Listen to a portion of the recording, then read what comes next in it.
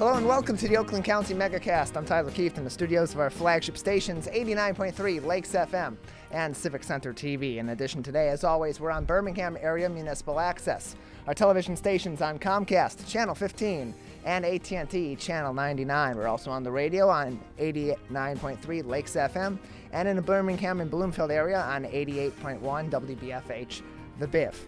Also online, civiccentertv.com. Click on our Watch Live link or view us in the small player at the top right of the homepage. And also on Facebook via Facebook Live, Civic Center TV 15 and facebook.com/LakesFM. And as always, joining me here in the studio is Ronnie Dahl.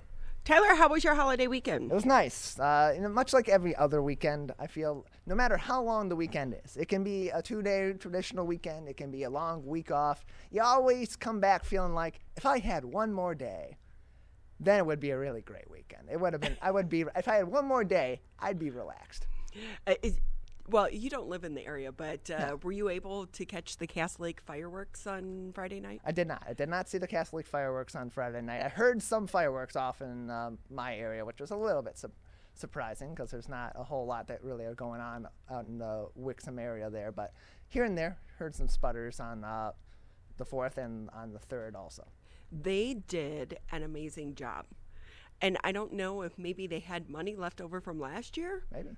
But the fireworks were incredible for Cass Lake, and to know that it's just neighbors who came together and people chipping in. They were really good. And then Saturday night, they did not have them at Sylvan Lake this year due to permit issues, but Otter Lake, they had them there. So I was able to get out on a boat with some friends and go watch the fireworks. That way, it ran into Brenda Carter Very nice. at the boat club. She and her husband, who I didn't realize is a member of the Pontiac City Council. Yeah, very nice. They were there, so I was able to say hi to them. And but it was a good weekend. Also, Tyler, Yes. I was able to get my husband to paddleboard yoga with Misty. Oh, how about that? Very nice. Except for Saturday morning, it got super cold. As soon as we got on the paddle boards, it's like the sun went away, the wind picked up, and the water was warmer than the air, which is probably a good thing because Woody was the only one who fell in. Oh, no. Oh, no. But because when you're doing it, I will say, to me, it was more fun than regular yoga because you don't have those yoga snobs. Yeah. Did you ever take a yoga class? No, because I don't want to be dealing with those yoga snobs. I'll end up getting in a fight with them. I'll end up just yelling at them. Tyler. No. Like, who cares? We're all bending differently. I'm in pain. You're in pain. Shut your mouth. Some of them, some yoga places, not all, can be a little bit intimidating. Sure. And but Misty with Luna, what was it? Luna Moon. Yes. She's in Sylvan Lake there. She makes it really fun and laid back. And the good thing, too, it was my husband wasn't the only guy. And so the one guy was like, it was a husband-wife, too. And he's like, well, I don't know. All I know is I get bacon after this. So that kind of became the theme of our morning was like bacon. But if you haven't taken it, go take it because she makes it a lot of fun. And the good thing is you're docked. Like she has this pod and then she docks the paddle boards into it. So you're not floating away. Right. So it was a lot of fun. It's so much fun. I actually bought a paddleboard over the weekend. Oh, very nice. But it's a hybrid. Okay. Because I couldn't decide between a kayak and a paddleboard. Okay. So they make a hybrid now. Interesting. And I found it at Costco. And, was kind of on the fence, saw it one day. And I was like, went home, told my husband about it. And then I went back the next day. They were already almost gone. I got the second to last one. So how does that work? I'm assuming it's just you have the traditional kayak version of it where, of course, has the opening for people to sit in. And then there's some sort of cover mechanism you can lock on over the seating area. Is that how that works? No, so it's actually more of a paddleboard. Okay. And then what happens, it has a seat that pops up and little footrest that you can pop up as well. And then the actual paddle has like an attachment so that you can put the paddles on both ends, or you could just pop it off and put a handle on. And it's actually designed so that while you're out on the water, you can switch from one to the other. Okay. Which was good because I took it out Saturday on Cass Lake to test it out. And the jet skis make it a little bit difficult for us beginners. Of course. To be able to stand up. I mean, the good thing is it's waist high out there, you know. Sure. But, Still. you know, with a situation like that where the jet skis were really kicking up the waves, to me it was just easier to sit down. Yeah. I mean, you're out there trying to have a nice peaceful day paddleboarding, and here come the jet skis making you hang 10 on Cass Lake, you know? I know, yeah. They were having fun. I will say the lake was crazy this weekend. Yeah, crazy. I'm sure. I now understand what so many people in Kegel and Sylvan kind of complain about with the parking situation, because for us, we're on the trail, so we don't get that beach traffic. Now, we do get a lot of extra people when the St. Mary's Festival is in town, Sure. but still nothing like that. I was driving Sunday night, so it was 4th of July, and it was around 6 o'clock, and it just looked like ants coming off the beach, and they were walking to like every parking lot, like Roosevelt Elementary, Geno's, B1. It was just, I was like, oh my gosh, where these kids come from? Like, I was out on the water, and you did see some pontoons with like 20, 30 people. It was insane. So that's what people do, is they park, and then they walk over because it's so shallow, and then they just walk out and have a good time. Right. Hopefully patronizing the businesses that they're parking at also afterwards. If they're parking at Geno's or B1 or any of those places. Roosevelt's a public parking lot, as is City Hall. That's a little bit different. But, you're parking in these businesses. They're also trying to run a business, and you're, going and walking down to the lake. Hopefully when you're on your way back or on your way to the lake, you're going in there and getting some snacks or getting some food. Right. Well, I was actually surprised, maybe Saturday, but I know Sunday, B1 was closed, at least in the evening. So was Jaybird's, because I was looking for dinner and didn't want to cook. And I was like, oh, gosh, nothing was open. The grocery stores were closed. A lot of the restaurants, I had to go to Fork and Pike. But yeah, we do know that that's been a huge issue in Kegel, where they've been starting to tow all these cars. Yeah. And before I was like, yeah, but no. After what I saw last weekend, I was like, oh my gosh, where are these people come from? And can I just make a suggestion? All the young girls out there, get a cover up. They're like walking in flip-flops in their little bikinis. I don't know. I'm just getting old. Oh boy. I mean, we had a really great interview on our website with John Fitzgerald recently to talk more about the parking situation, what is legal in terms of parking in Kegel Harbor and what isn't, so you have a better idea. If you're going to come into Kegel Harbor, we absolutely want you to come into Kegel Harbor and visit that great city.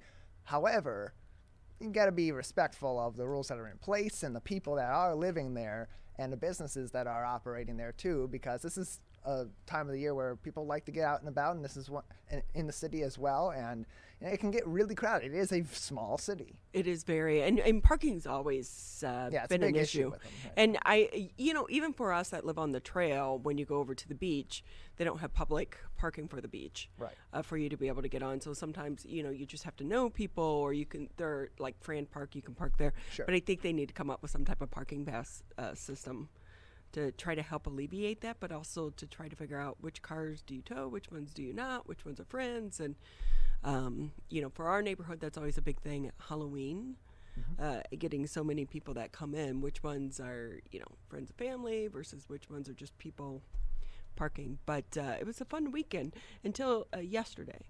So Trixie got fixed. Oh.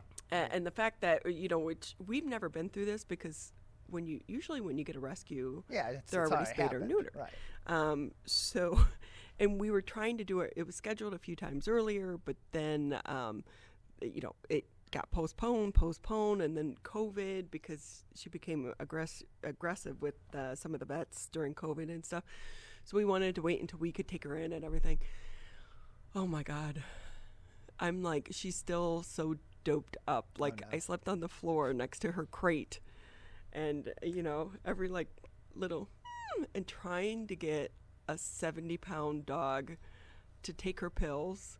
And and to carry her just to try to Right. get her to go in and out. It's been interesting. That's why I have a Red Bull. Yeah. It takes a lot of energy trying to maneuver a 70-pound dog anytime, but especially when they're feeling mopey and doped out and they're low energy and you have to move them place to place, and now you're just dragging them along.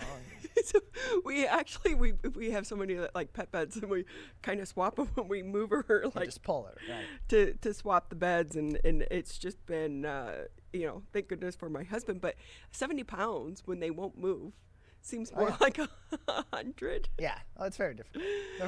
They're holding themselves in place. Oh, but it's just so pitiful. She had the cone of shame. Oh. But we got her a onesie.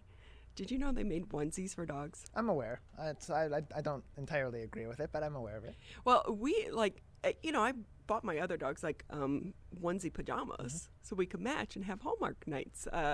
But this is different. So after your pet has the surgery, so they don't lick the incisions, of course. then you can put a onesie on them. They make them for cats too, by the way. Yeah, I'm aware. I never know. So, I feel like cats would hate that. I mean, they hate everything. So anything you add to them. My cats, I've tried to slowly acclimate them to have a collar on with a bell in case, maintenance comes in on one of the many different maintenance calls that have been delayed because of COVID, and they get startled, and maintenance has already walked halfway through the apartment, and they're not going to be able to be scurrying back to their area, and they run out the door. That, people can acknowledge, okay, it's a house cat. And every time I put those collars on, it's got a bell on them, and they just go insane. And it's just, I feel kind of bad, and I feel like I'm torturing them when I'm not. And at the same time, or they figure out a way to break them off because they're breakaway collars, so that if they get stuck on something and it gets pulled on, it'll snap off, so it doesn't kill them. So I feel like putting a onesie on them would be 10 times worse than that, because they would have no idea how to get out of that. But isn't it a onesie is better than that cone of shame? Sure, anything is better than the cone of shame. And they can barely move their head in the crate, and she has a huge crate. Right. But still, I mean, you're trying to move, and that cone thing's moving around. It's a smaller cone too, so they only get like 30 channels on it. Oh, well, I hope everyone out there had a great 4th of July. Yes. A great holiday. It definitely seemed so different this year compared to last year because of the vaccination. And we are making progress. And here's another sign that we're starting to make progress. Michigan is rolling back mandatory COVID-19 testing for some of the agricultural workers. This might help some of the farmers.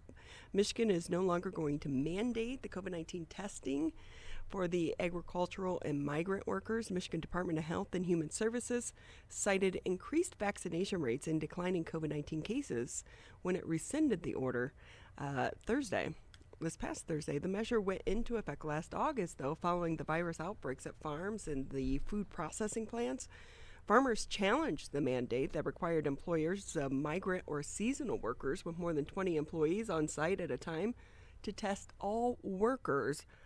The lawsuit was dismissed in September. So MDHHS recently awarded us $60 million to improve vaccination access for high-risk populations, including seasonal agricultural workers.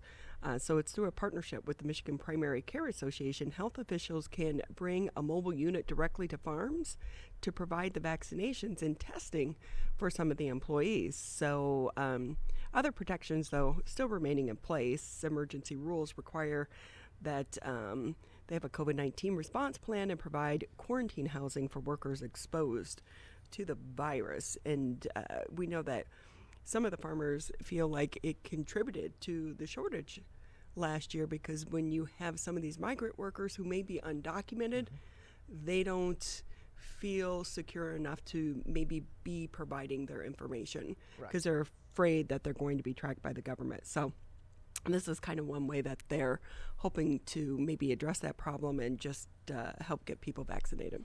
Yeah, and the agricultural industry we know for sure in the state of Michigan, having talked with people in the industry that are on the front lines, they have taken significant measures in order to prevent the spread of COVID-19 among their employees, and especially among the livestock and the products that they are harvesting and sending out to a number of distributors statewide, nationwide, and around the world. And so if they're getting vaccinated at a rate that the MDHHS deems to be quality enough to where it's not as much of a major concern to them whether or not people are getting consistently tested, then that's going to be good news for these workers too, especially those migrant workers that have these concerns that they're being tracked during this process. Even though that's not the case, and this information is not necessarily being sent to the powers that be that in immigration that may take issue and may come and get you, that's not going to happen in this situation, or it shouldn't be happening. It's not what we've been told is the process here. So hopefully that also continues to be something that's relieved, so these workers do get vaccinated and do keep themselves and their families safe against COVID-19, especially with the Delta variant going around. Hey, a silver lining. This could possibly be another one of the silver linings that comes out of the COVID-19 crisis. Michigan's latest budget could help achieve equity in school funding. So a tidal wave of funding will hit Michigan schools this year between the federal funding and the record state budget. So state lawmakers passed that $17.1 billion budget, and federal COVID-19 relief funding will also send billions to the schools. So that is going to help hike the per pupil funding in the state to $8,700, closing the persistent funding gap between Michigan school districts. And state lawmakers for years have tried to find ways to close the gap. So education advocates, though, they hailed the massive infusion of funding, but they said states work on trying to fund the system. Not yet done. While the new budget may mean the state is close to achieving equity in funding, they said achieving equity, the many vulnerable groups may still require more or different resources to receive an adequate education. So it could take a complete overhaul of the school funding formula, because the equal per pupil funding from the state doesn't mean all districts are now going to be funded equally.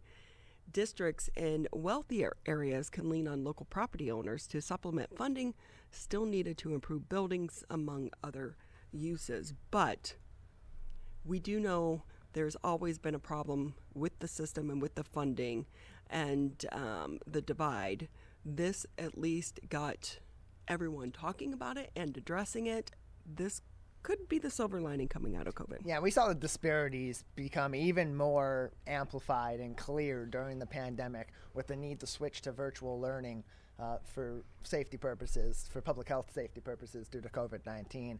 And having this federal funding come in and then be used to provide additional funding to schools in areas that absolutely need that extra amount of funds in order to provide proper schooling and provide more equitable schooling to their children. It's the right move. And my biggest question with this, as it has been with every other program that's come into place with these federal relief dollars, is what's going to happen when these dollars run out? Because again, it's one of these situations where these programs going into place are great, and they should be there, and they're absolutely necessary, and this funding is absolutely necessary for these schools. But when it's not there anymore, how are you going to continue those programs on? How are you going to continue to provide that money to these school districts that need it? The system does need to change, and maybe this gives the state legislature and the governor's office some time to figure out those changes to make a more equitable funding system for our schools. But that question's going to have a limited time to be answered, and they need to answer it. Hey, COVID vaccine trial participants, they're concerned about not being eligible for Michigan's new sweepstakes. I haven't joined yet. I plan on doing it.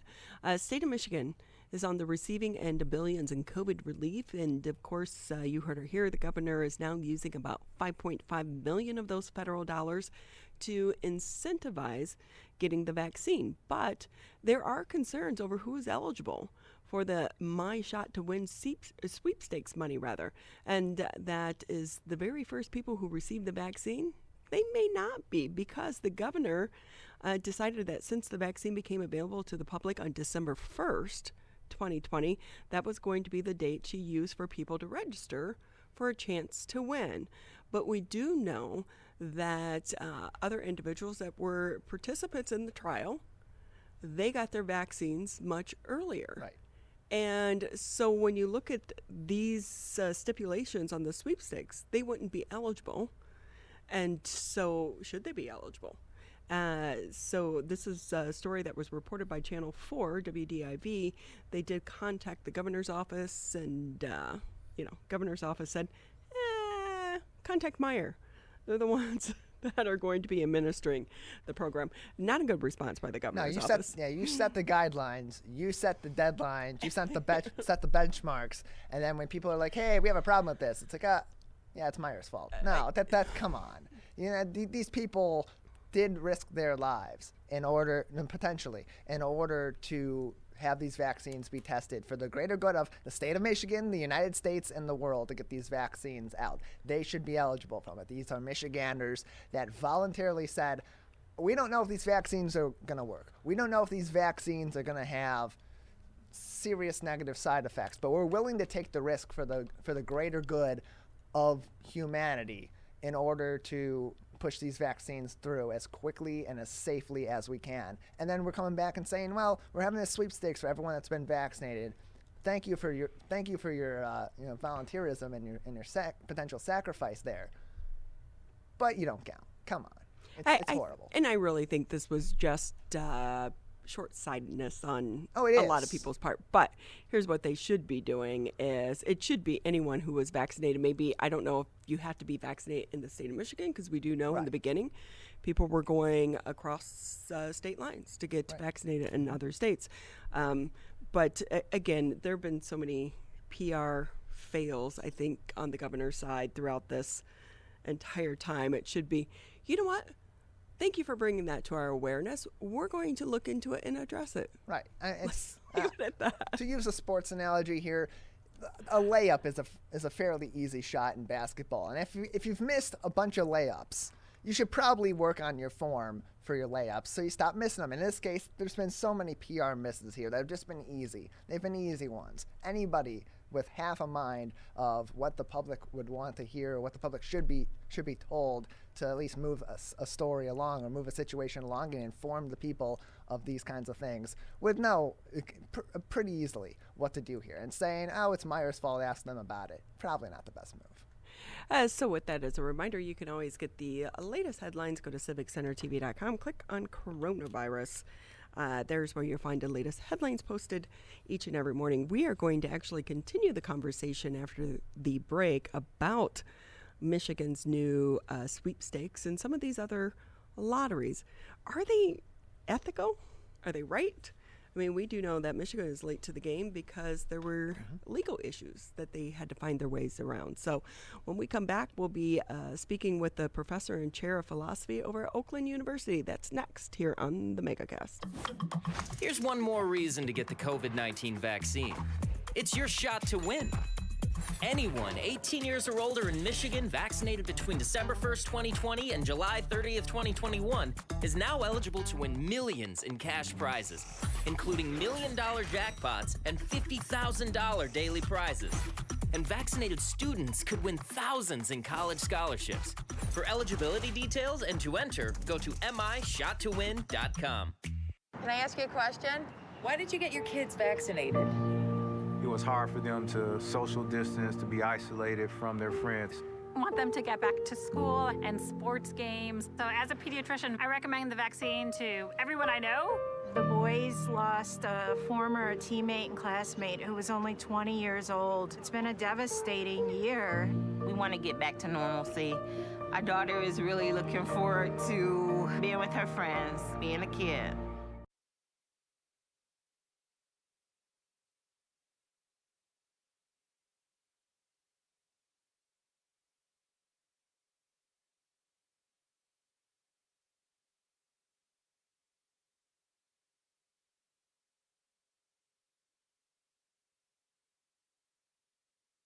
Can I ask you a question?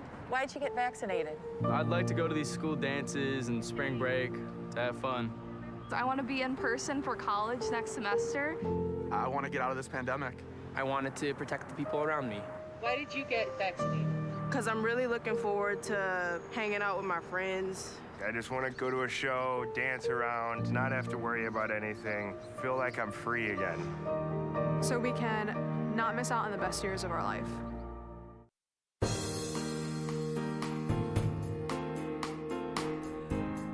Great to have you with us here on the Tuesday edition of the Megacast. So look at that, already a day closer to the weekend, Tyler. Yes, I know. It's great. It's great. Still not going to be long, though. It always feels.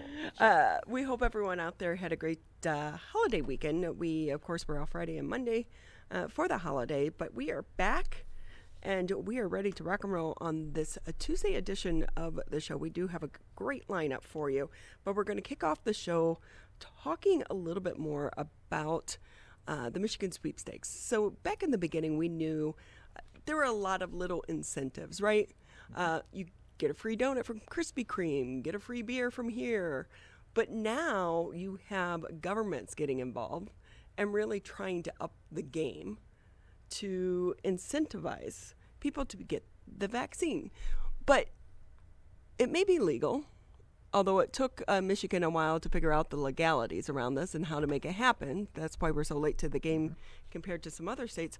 But is it ethical? To talk a little bit more, we want to bring in Professor Mark Navin. He is the professor and chair of philosophy over at Oakland University. Great to have you back with us. How are you today? I'm glad to be here. Thanks for having me, Ronnie. How was your holiday? It was good. It was I was vaccinated, so I was with some friends. Good times. It feels a lot different this year, doesn't it? What a difference a year makes. Yeah, but what a year it's been. It's been quite a year. So if we can kind of just jump into the question, because, I have people in my circle of friends on both sides of this issue. Some were the very first ones to sign up to get vaccinated. Others still haven't done it and really have no plans to do it, especially as we start to go into the summer months and all of the restrictions have been lifted. So now the governments are trying to say, hey, there's a carrot hanging out here and it has millions of dollars behind it. Should they be doing that in an effort to try to reach some of these goals that they have set to get people vaccinated? It's a great question. And we don't really know the answer because there's so little evidence about whether these programs work. So some of the preliminary evidence shows, at best, a very moderate impact on increasing vaccination rates. And so ordinarily, you wouldn't spend millions and millions of dollars to have a tiny impact. But frankly, given the stakes, given the sort of worries about the increase of the new variants, we need to probably throw everything we can at the wall at this point to try and increase immunization rates. So ordinarily, I would think this is probably a pretty wasteful thing to do. It certainly didn't incentivize me to vaccinate. I already got vaccinated, but I signed up. I was very happy to. And as you were saying on the previous segment, there's a risk of it backfiring if people are feeling that they're not allowed to sign up for it, right, because they participated in the trial, or some people raising worries that maybe it seems unfair. People are kind of being bribed now. But I think it points to a deeper problem with the vaccine rollout, which is we spent 99% of our money on the vaccines and on the natural science, which is great, but vaccines aren't helpful unless people take them. And we've spent almost no money on the sort of behavioral science approaches to getting people to be persuaded, be educated, to have acceptance and uptake. And it just speaks to a broader sort of lack of mobilization of public health in our communities. We just don't fund it appropriately. We wait for an emergency and we throw money at the problem. It's like after every war, standing down your military and like standing it back up again every time there's a war. We just don't have the institutions in place to effectively do public health. So when we're desperate, we start scrambling and throwing millions of dollars at lotteries. Hope I win. I know. I was like, I think I went on that day that it was announced, but our internet was down here in the office, and I was like, oh, I need to sign in because I'm like, I want my chance. I will say, in the very beginning when I heard about this, because it was leaked to the media a couple days earlier, I was kind of like, oh, I should have waited. I could be getting a $50 gift card from Oakland County, free Krispy Kreme, all of that. But I do think it was good that she is adding people back in. If you've already been vaccinated, then you can go ahead and, sign up for this. Do you think that was smart on her side? And from an ethical standpoint, did she really kind of need to do that? So it's a nice point. I think, as you said before, it's bad PR. if people who were, the first to sign up are actually being excluded, even though they were probably doing what's right before other people were.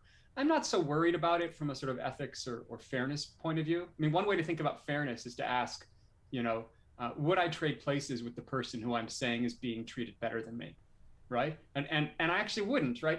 I don't care how many glasses of beer or donuts you offer me. I would not have given up my chance to get a vaccine back in January, which I was able to get one because I have an appointment at the hospital. I was glad to have those extra months of vaccination, and no amount of donuts would have bribed me out of it.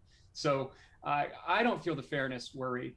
I actually don't think many people do, but I think as a PR issue, it's important that we're, frankly, because these are taxpayer dollars, and we should be, even if they're being inefficiently spent, I think everyone should have access to the benefits that are coming from them. Wow, when we talk about tax dollars and how they're being spent, we always know that.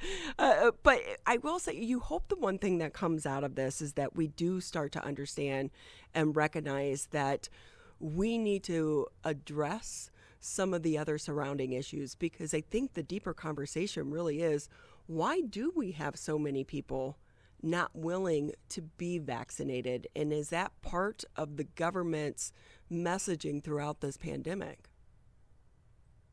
I mean, it's a great question. On one hand, it's actually a miracle that so many people have gotten vaccinated. Because I'm so pro-vaccine, I take for granted everyone else loves vaccines, but that's part of my identity, right? And so obviously I'm going to get vaccinated.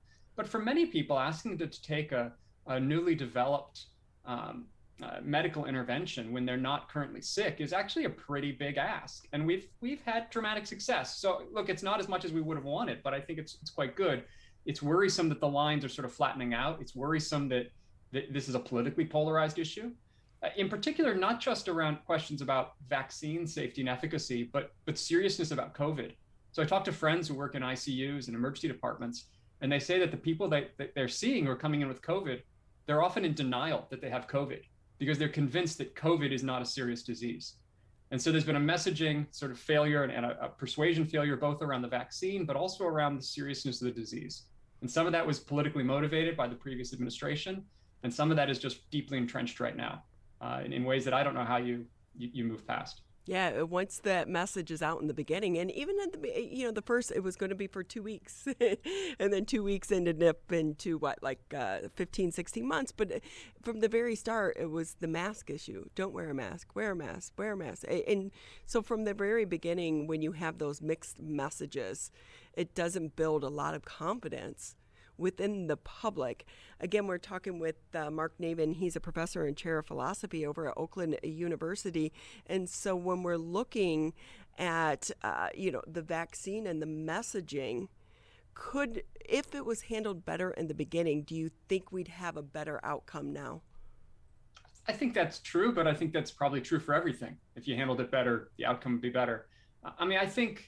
Here's another way of putting the point. I think we have deep structural, social, and political problems in this country, and that there's no way, those don't stay in silos, right? They spill over into all our issues. And so, for example, we're at the lowest levels of trust in core political institutions that we've had since they've started measuring it. We're at the deepest levels of polarization around core issues. And frankly, we're at the highest levels of politicization. Everything is politicized now, from the sports you enjoy to the grocery stores you go to. And so it's no coincidence that these toxic parts of our broader culture have spilled over into questions of public health and even whether we like vaccines or are afraid of diseases. So I think you're quite right that the issues and the causes of these problems are very deep and going to be really intractable and going to require commitment from all of us, because a stable, diverse democracy is a fragile and precious thing, and we have not done enough to keep ours up, and it is at risk. Professor, though, I think back to 9/11 when we were attacked and you saw the country come together. We were united then, and I remember the lines for people to donate blood, in New York City, and sadly they didn't need the blood. But how we came together, both sides of the political world as well. And here we are in a crisis, a global crisis, and we're not seeing that unity. I think that's quite right. I would say, though, that people are coming together, but they're often coming together in kind of oppositional communities. So sometimes we talk about people who are refusing vaccines as if they're stupid or evil or selfish or irrational. And I think on some level that's true, but that's just a really simplistic analysis. Often what they are is they're part of collectives. They're part of groups of people that are telling persuasive stories to themselves, at least, about the world that make them feel powerful, that make them feel like they're on the inside and they're part of something.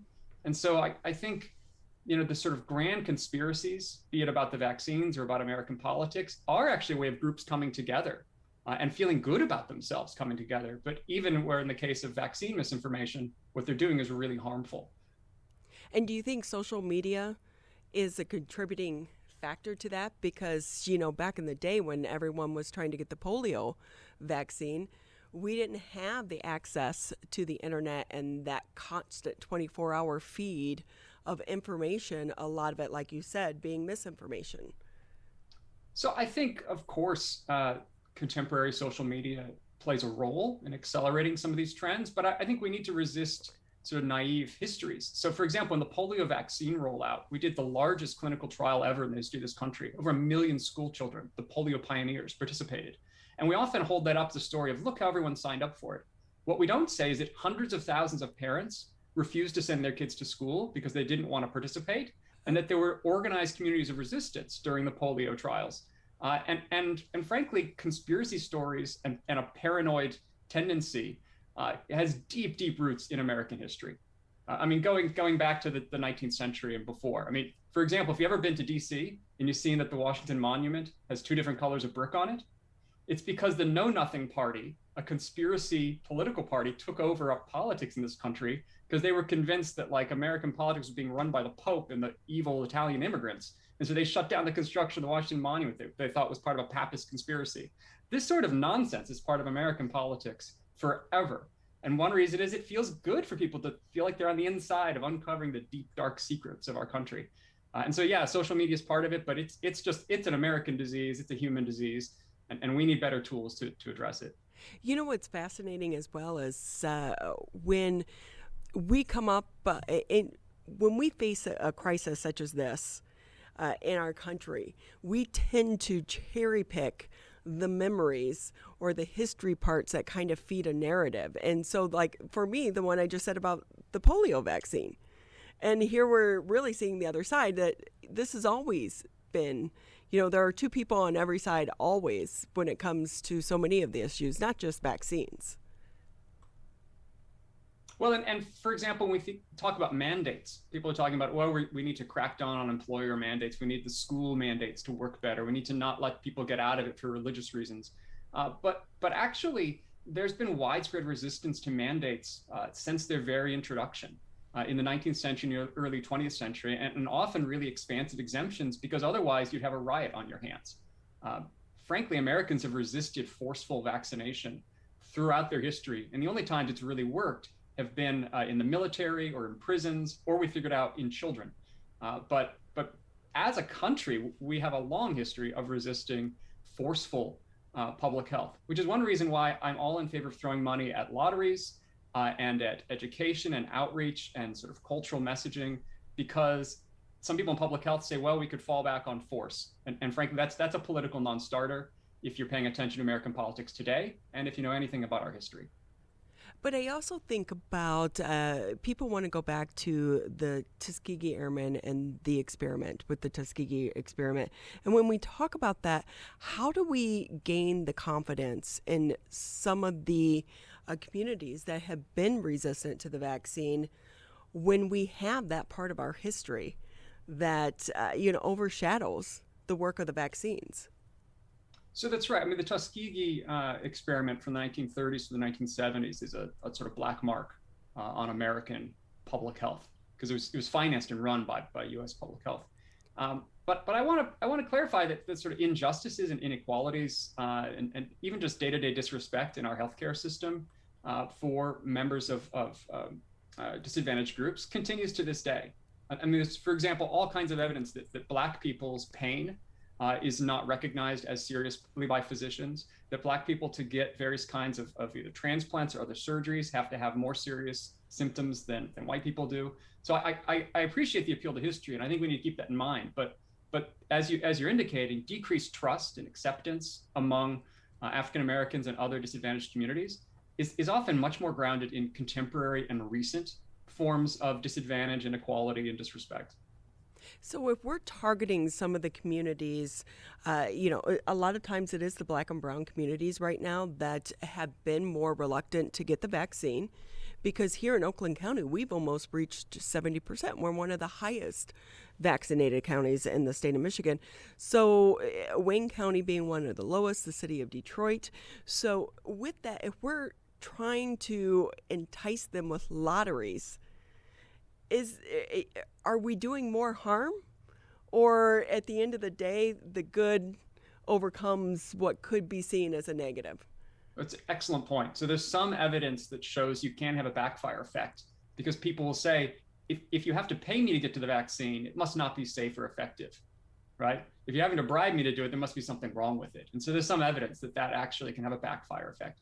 And just back to the point, if you've got a community that you've abandoned, and there have been consistent cuts to public health and all kinds of other institutional sort of outreach in Wayne County and across Michigan, if you've really abandoned populations when it comes to questions about their health, it's a bit rich to show up with a vaccine and then start blaming people when they don't take it, right? So it's a bit rich to show up and say, oh, we're all in this together, solidarity, let's form together as a community, when frankly, you've given up on various communities, and in Michigan's case, given up on its cities.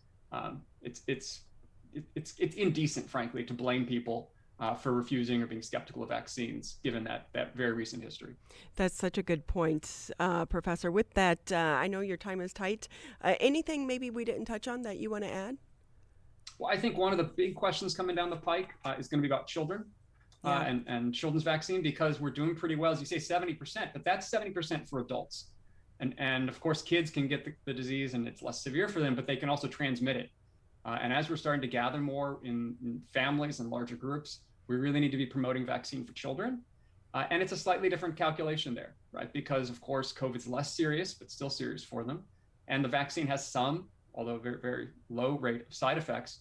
And so we need to think about what we're prioritizing when we're prioritizing vaccine for kids. I got my kids vaccinated, but it's primarily because I don't want them to infect vulnerable older people. And I don't want their bodies to be incubators for new variants, because Delta variant's scary, but there are scarier variants coming if we don't get this under control.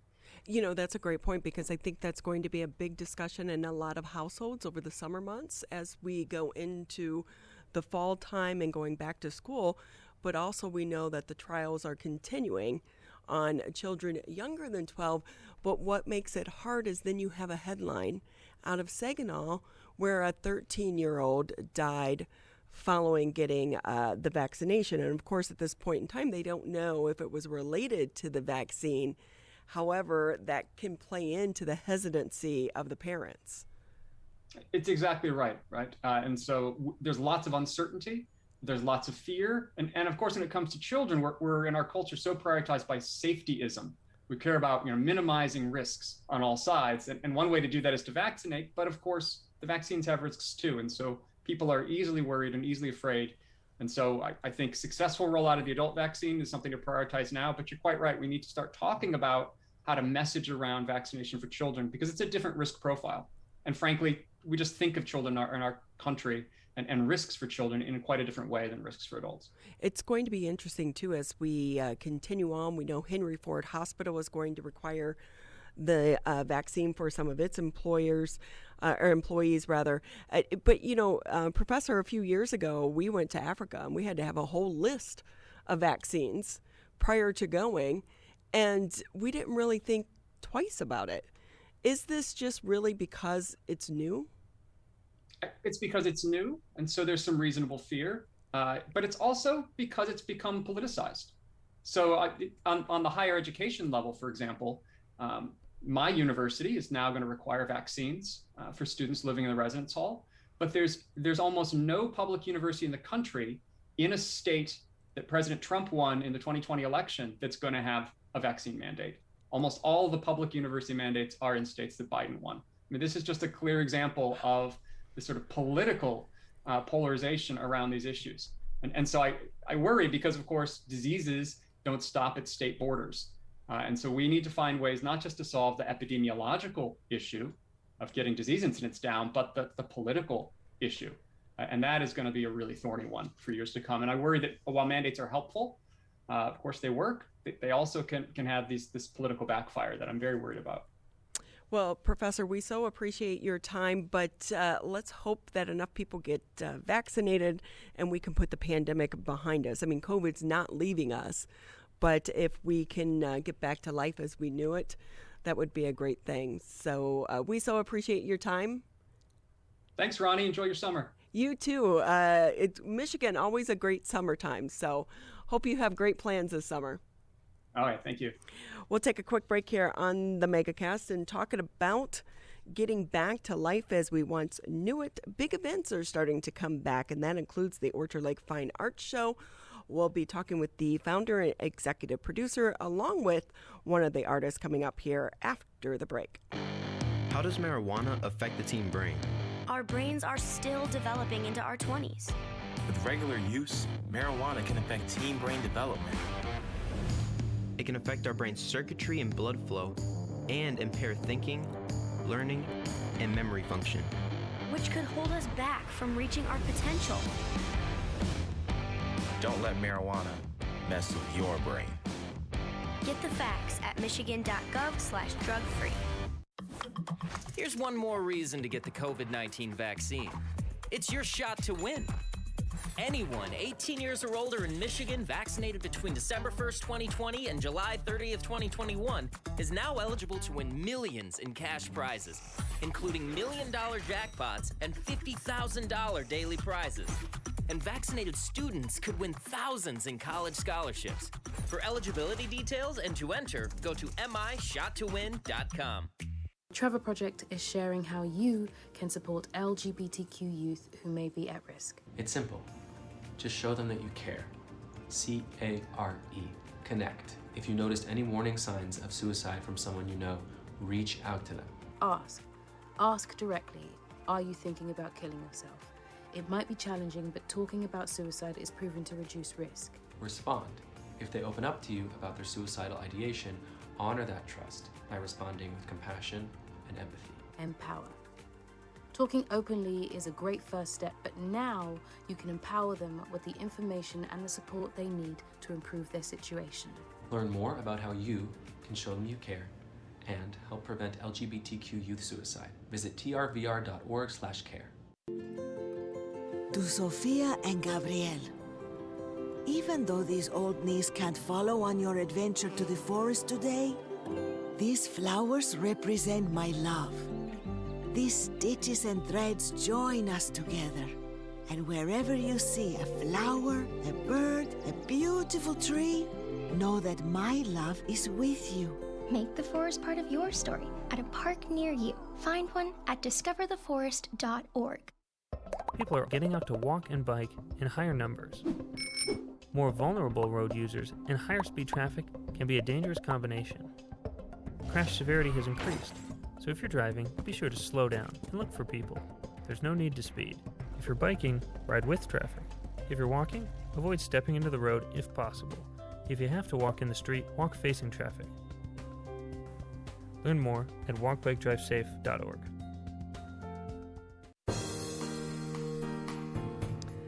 Thank you for taking time to be with us here on the Megacast. As a reminder, Tyler and I are here Monday through Friday, 10 a.m. until noon, live.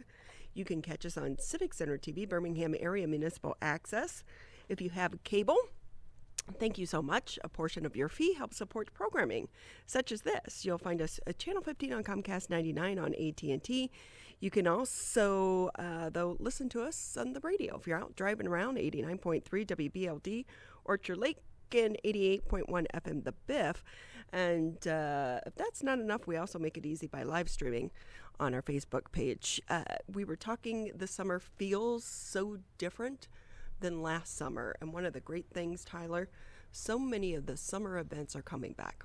Yeah, we got a lot of events that have already happened and more that are being planned. Some of these are newer events that are kind of just popping up to get people back out and back active, and others are yearly traditions that we've come to miss over the COVID-19 pandemic. One of those being so many of the art shows and the fairs that are going on, because it's such a great place to get unique gifts. But I also love when you go, you actually get to talk with the artist and learn the stories behind their artwork. And with that, we're excited that the Hotworks Orchard Lake Fine Art Show is coming back here locally to the West Bloomfield area at the end of this month.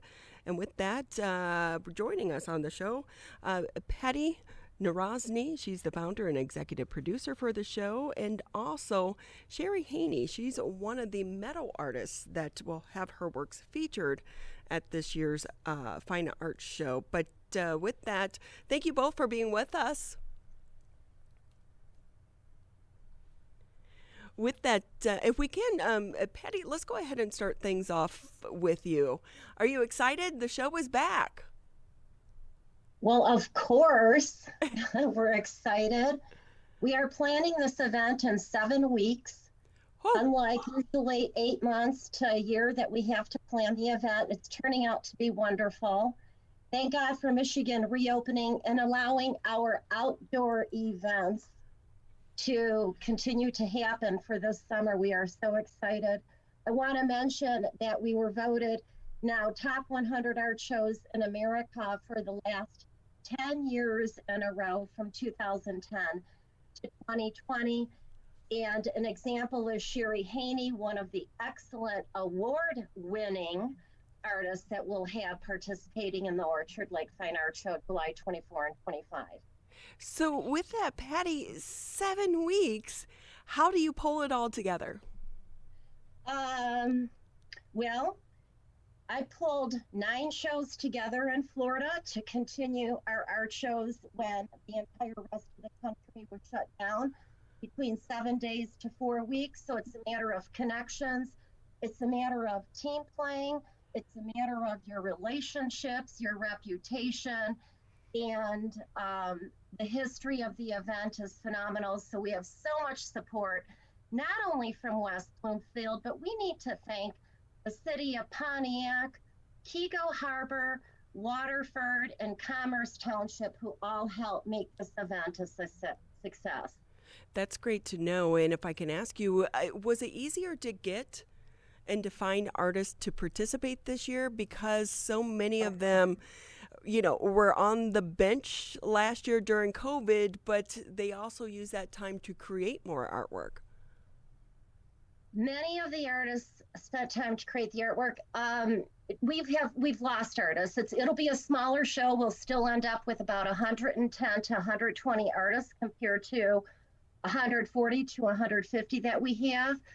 But more of the reasoning is because of schedules or because of our elderly artists. Number one is we have to protect the vulnerable.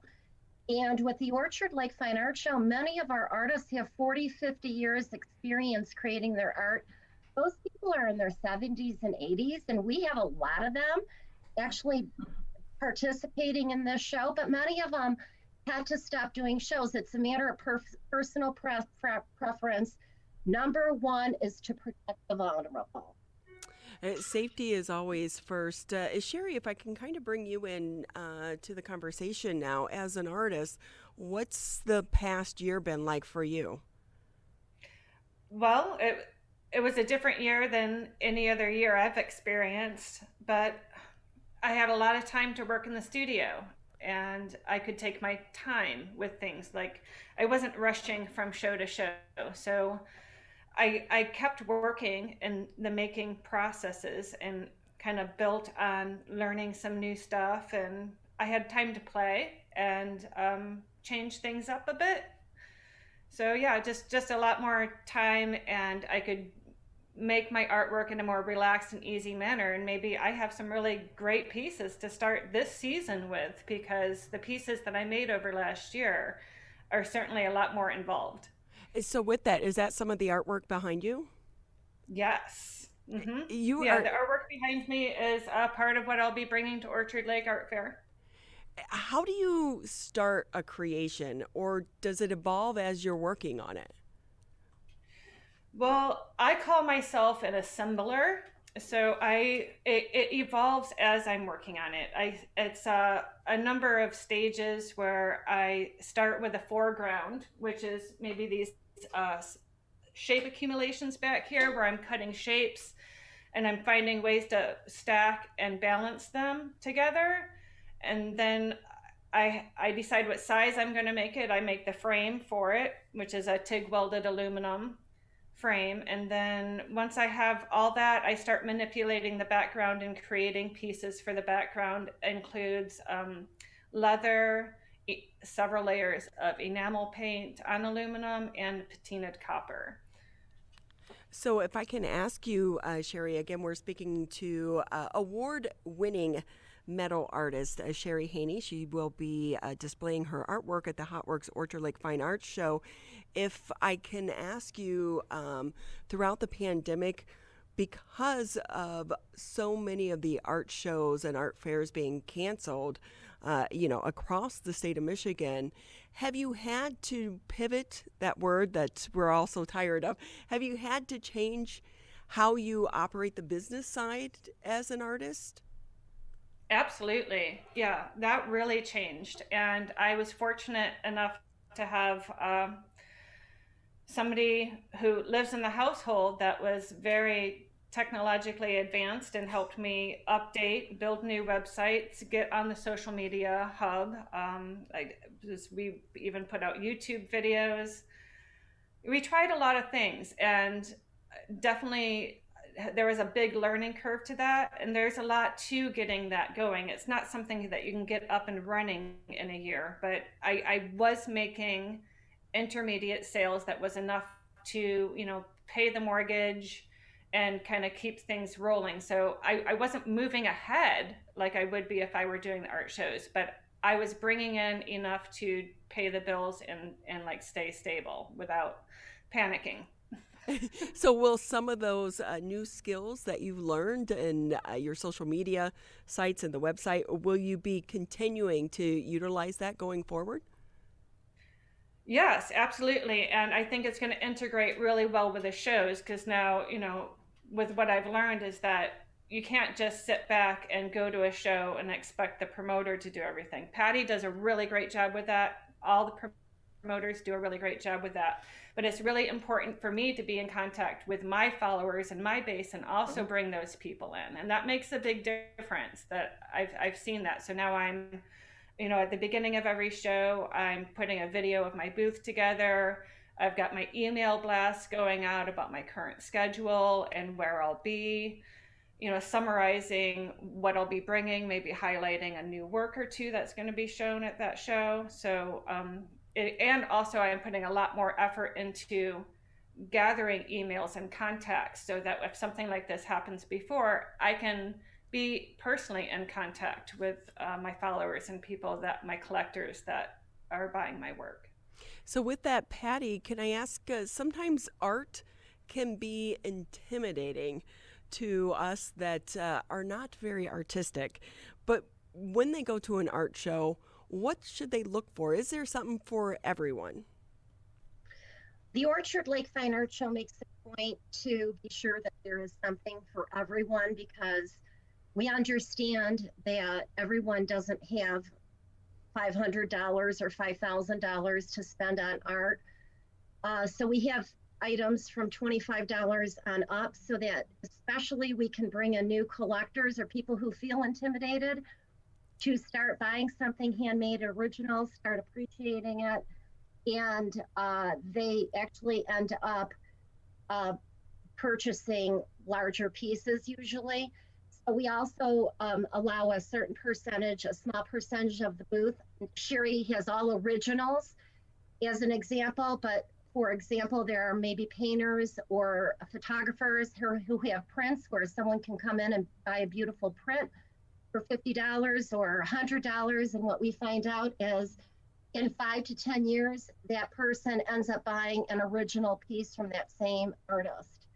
And I want to say that during this epidemic, now more than ever, we have found out the importance of our art shows and the importance especially of the patron building the relationship with the artist. They become friends. Sometimes many of them become family members where they become so close. Some of our traveling artists end up spending the nights at some of their customers' homes. They're invited to stay and have meals. And that's something that the pandemic took away, is that personal one-on-one relationship that can never be replaced with anything virtual.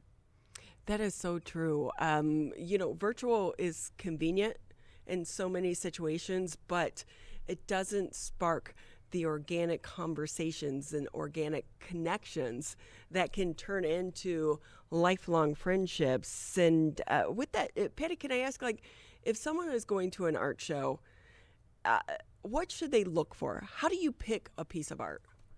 Something they love. Simple as that. Yep. And I want to say, Cherie's work, for example, looks great. When you go to the show, it's going to even be so much more compelling with the visual eye. Again, the virtual doesn't translate what the visual eye translate. Her pieces pop. They are so gorgeous. The colors are gorgeous. The detail, the work that she is involved. She takes the time with every single piece to make sure every little detail is in place.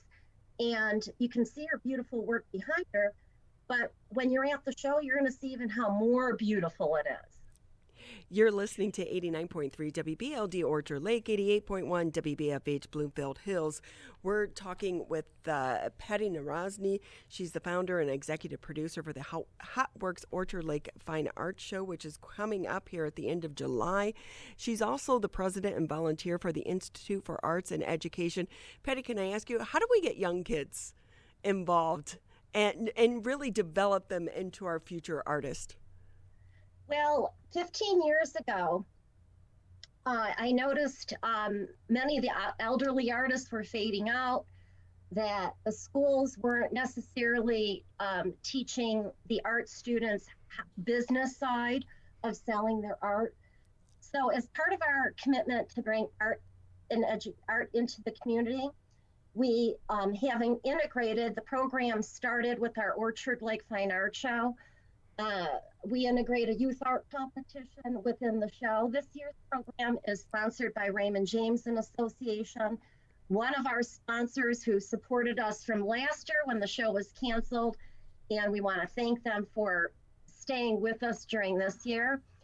And we encourage students, it's for grades K through 8 or ages 5 to 13, to enter their original and personally handmade art, which is a program where we have $350 in youth art awards. We have 8 awards. The kids get the same beautiful, gorgeous 2-foot-long ribbon that the professional artists receive at the show. And on Sunday at 3 p.m., Sunday, July 25th, during the event, under the Raymond James Youth Art Competition tab, we'll have a presentation with the 8 winners, and it's a little educational experience where the students start to learn the rules and become exposed to the entrepreneurship opportunity of doing art shows for a living.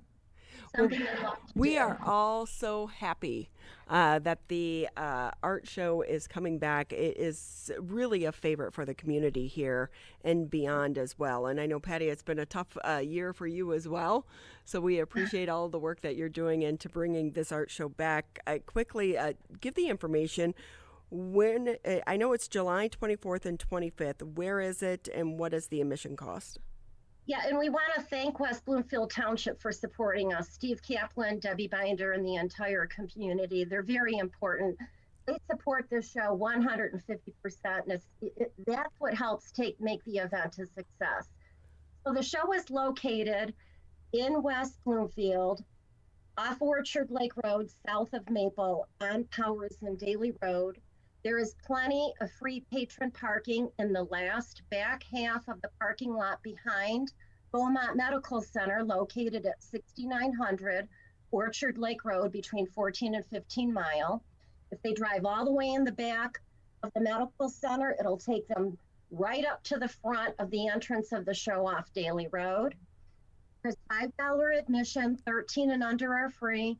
Families of the youth art competition get a family pass to return, and that helps support programs within Institute for the Arts and Education, the Professional Artist Awards. The Youth Art Program helps pay for the cost from last year that we're still paying for, that we never recouped.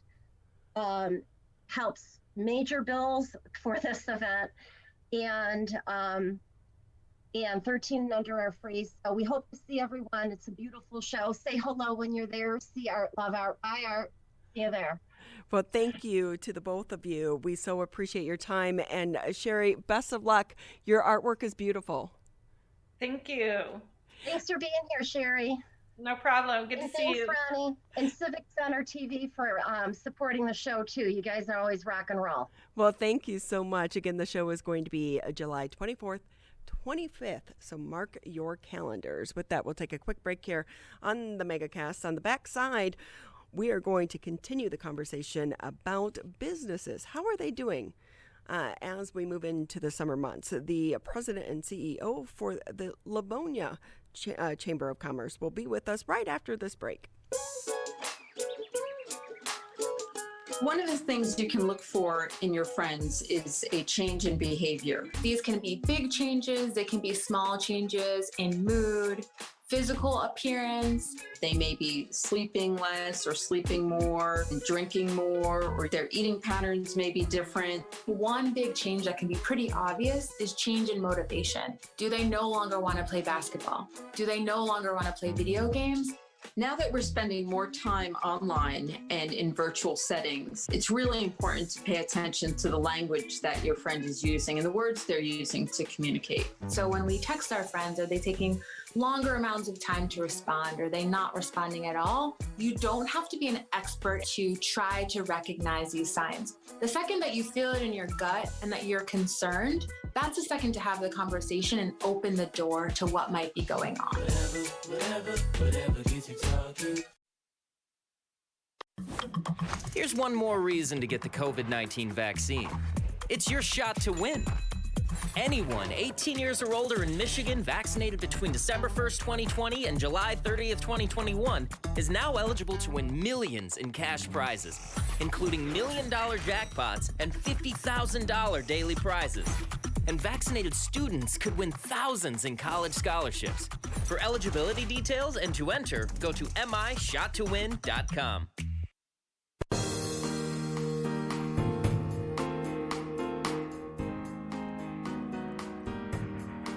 Thank you for being with us here on the Megacast. I'm Ronnie Dahl here in the studios with the one, the only Mr. Tyler Keefe, who is really a man of many talents, running so many things behind the scenes here. I'm just running around in circles. I sit here calmly, but in my mind, I'm just running around 8 different tracks at the same time.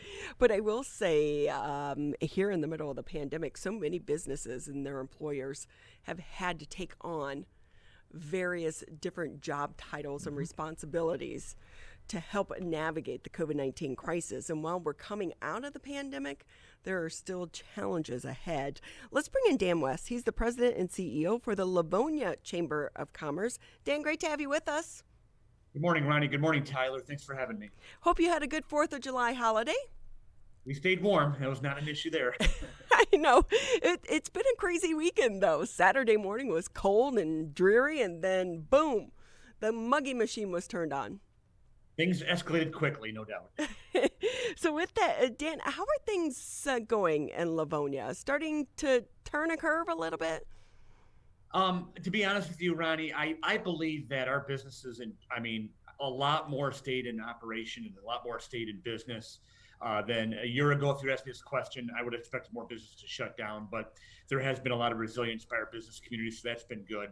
But as you've probably heard in many, many areas, people are having a tough time finding workers. Really in Livonia right now, we have a lot of restaurants that are just shutting down for a few days to take a vacation, give their cooks a break, and give their diligent wait staff a few days off for the long holiday, where they would typically be open if you had a normal workforce. This is so crazy to me. If, a year ago, so many people were laid off because of COVID-19, and now we have so many shortages because of the crisis as well. And you feel for these businesses, especially the restaurants. I know there's a lot of focus on the restaurants, but they're emerging from the pandemic. Restrictions are lifted, but they can't recover because they can't find employees. Well, and it's just not the service industry. It's restaurant, it's retail, it's manufacturing, it's healthcare. Right now, the enhanced unemployment benefits is a major factor. Right now, if you're on the full-time unemployment benefit, you're paid $16.55 an hour to stay home. And a lot of small businesses can't compete with that. But there's other factors as well. We had a tight workforce before COVID. You had less teenagers, less younger people working already, and you had a lot of competition for jobs back then. COVID just made it worse. So yeah, you do got people that want to get back to work, but you also have a lot of people that remain anxious to go back to work because of COVID, whether it's health reasons, personal reasons, what have you.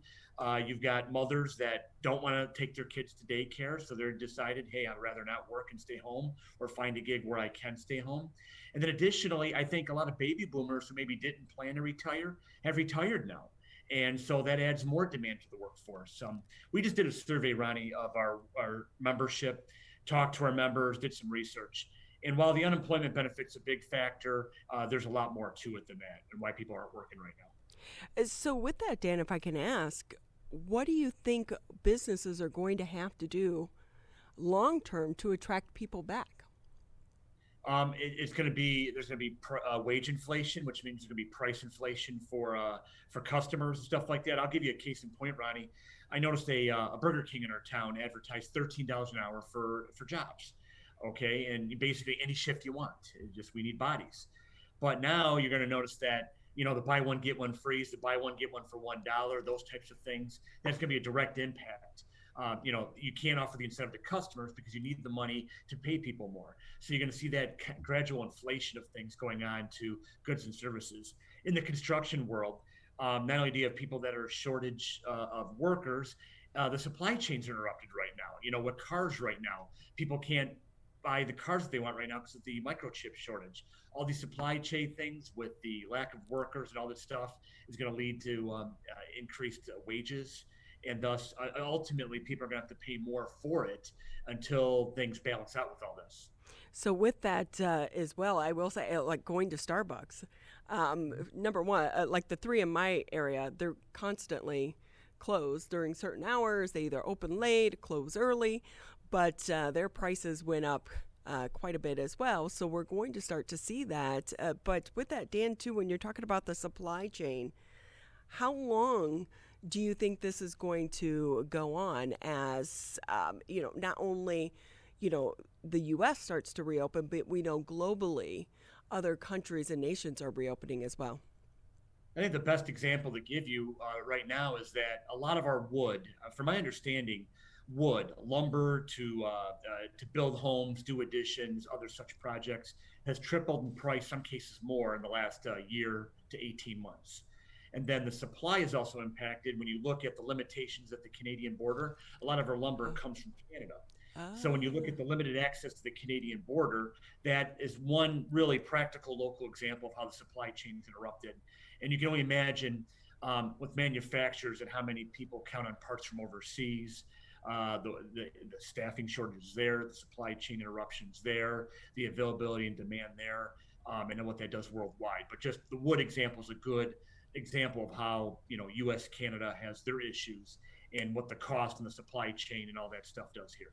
It's so funny because while we understand it's a supply and demand and we get these things, but it's not until we have a crisis such as this that we really start to understand the trickle-down effect that all of these issues start to have. So while things may be reopening, it's going to be a long time before we get back to where life was once before. But with that, Dan, too, I tell young people, I'm like, now is the time to go get a job because you can negotiate with some of the business owners.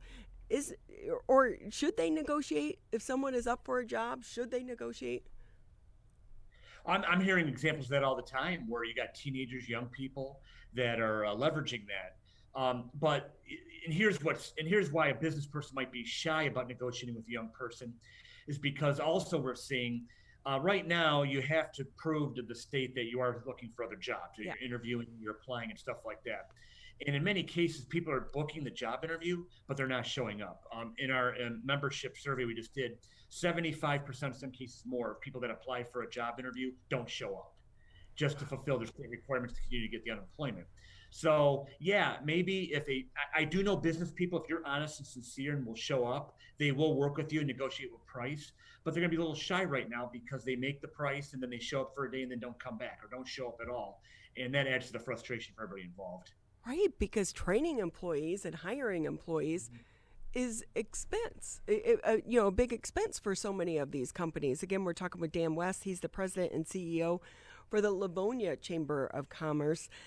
With that, though, if we can kind of shift any positive things going on in Livonia coming out of this. Some businesses are still reopening, right, or opening new businesses. I will say one thing. We are very much, even though we're the 9th largest city in Michigan, we're really a tight-knit community.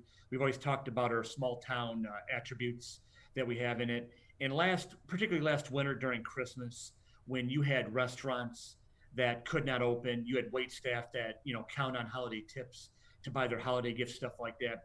We had a lot of people buy gift certificates, buy carryouts, really stepped up to keep these family-run businesses running.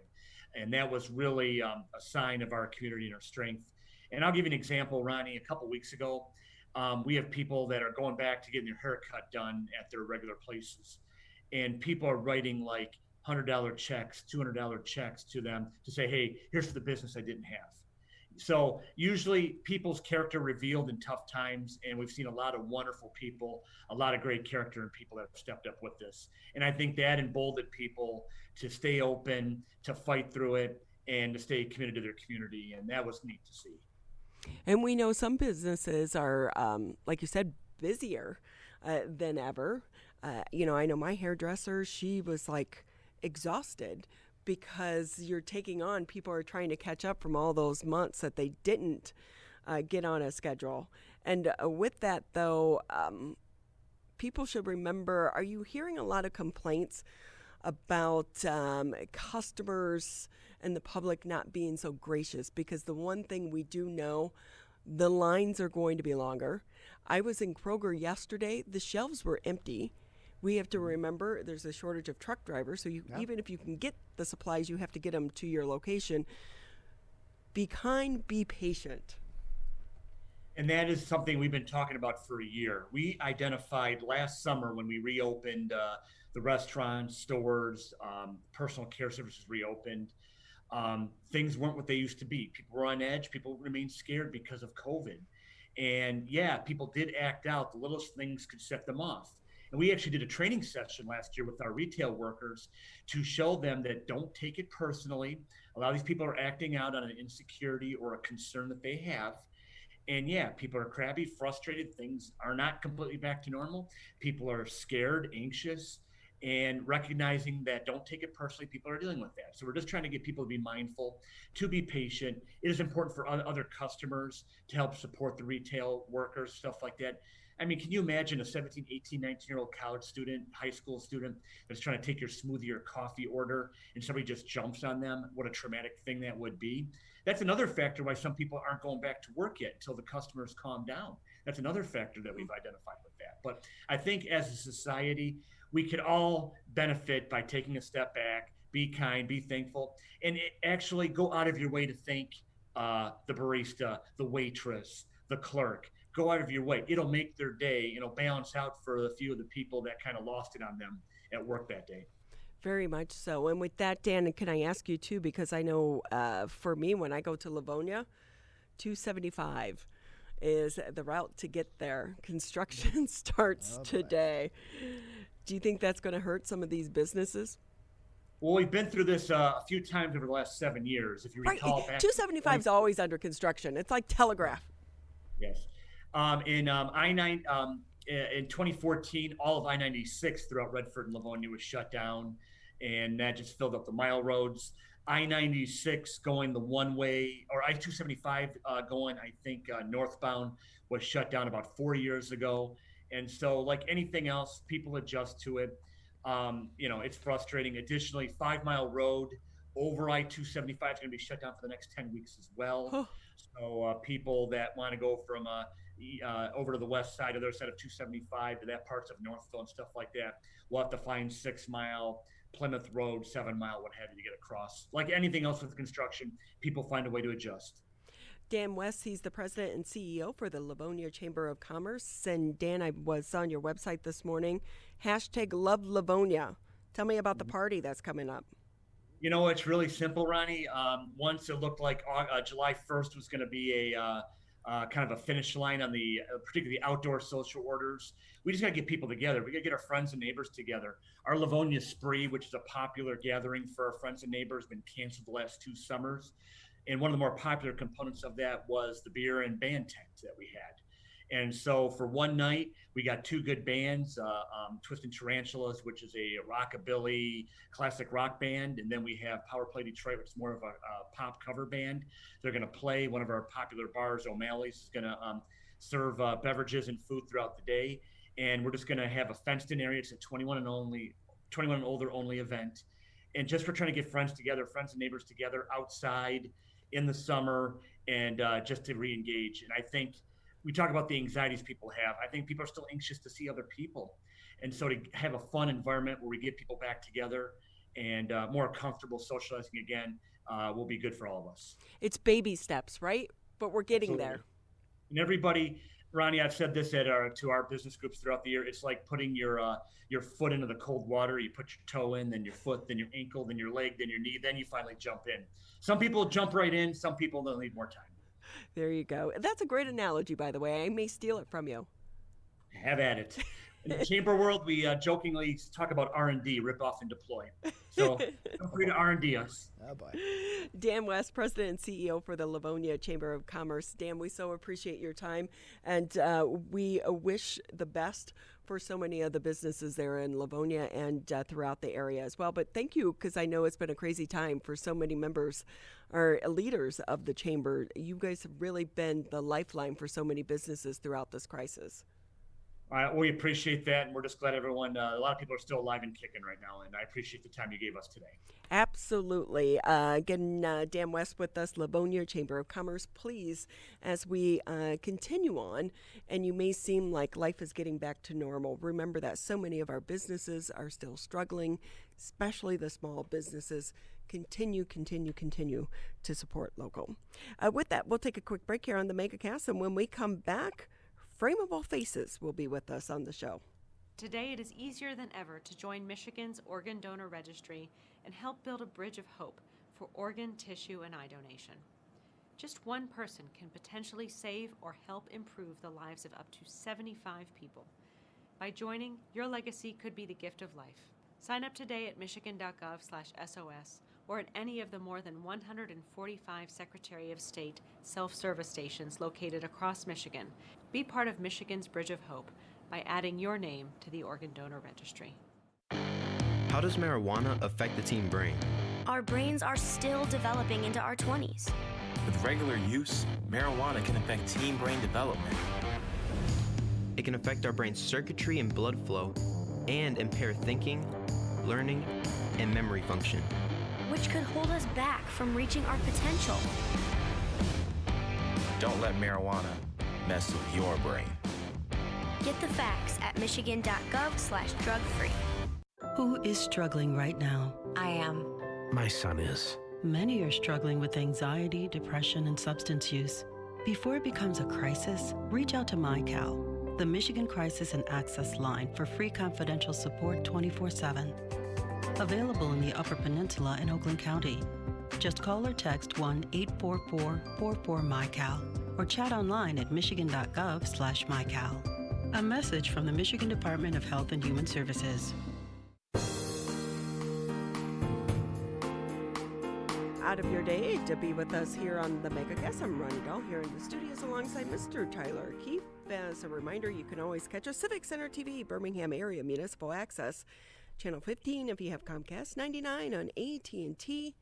Listen to us on the radio. If you're out driving around, 89.3 Lakes FM, 88.1 FM The Biff, or you can also catch us on our Facebook page. We're live streaming today's edition of the Megacast on Facebook as well.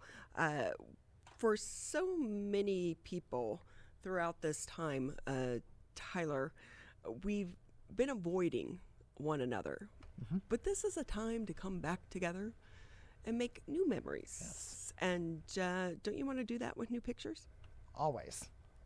Yeah, you want to capture these moments, and you want to be able to capture the moments with your family or these milestones that you've been through and commemorate, especially this last year or two, but really going forward in this new beginning we have here after the pandemic. So many people think, oh, I have an iPhone, I have this, I have that. It's still not the same as going to a professional. Whether you are a business person, you need new headshots because your business has maybe changed through the pandemic, or you've changed jobs, or this, of course, is the time for seniors to get their pictures taken as well. So let's bring in Doug and Allie Cohn. They are the owners for Frameable Faces over in Orchard Mall. Great to have you both back on with us. How are you? Woohoo! Good. How you doing? Good. Thanks for having us. Good to see you again. Still surviving? Still surviving and maybe even thriving. I was going to say we are definitely thriving. We're hanging in there.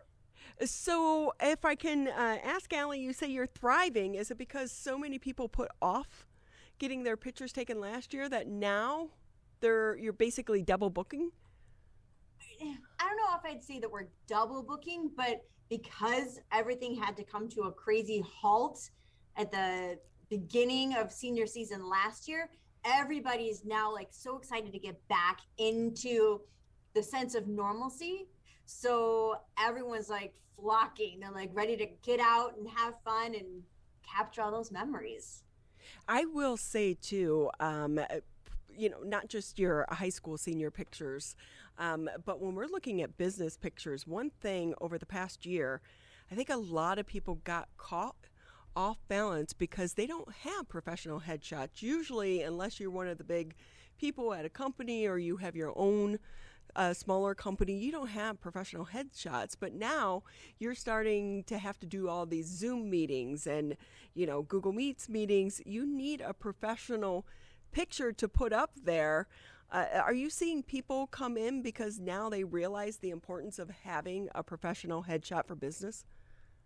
I think so, yeah. And because of all of the Zoom meetings, like you said, there's a bigger demand now for that than I think we've seen maybe ever in the past. Well, it's not just that, but, the old joke used to be that if your headshot was older than your car, you need a new one.